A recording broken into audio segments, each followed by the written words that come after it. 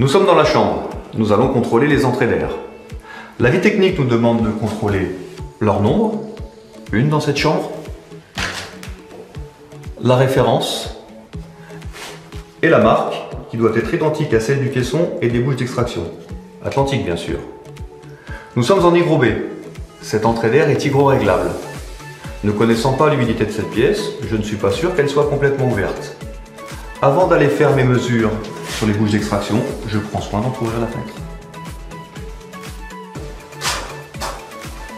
Avant de sortir, nous allons vérifier le passage de transit qui doit être au minimum d'1 centimètre.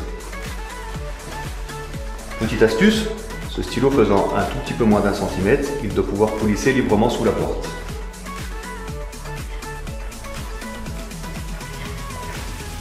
Ici c'est parfait. Conformément à l'arrêté de 1982, la ventilation est obligatoire et permanente.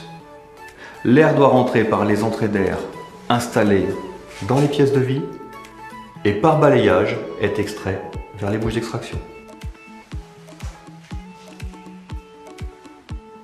Le principe de balayage n'est pas respecté si les entrées d'air ne sont pas conformes, par exemple marque différente du reste de l'installation ou mortaise mal dimensionnée, ou bien si le passage de transit fait moins d'1 centimètre.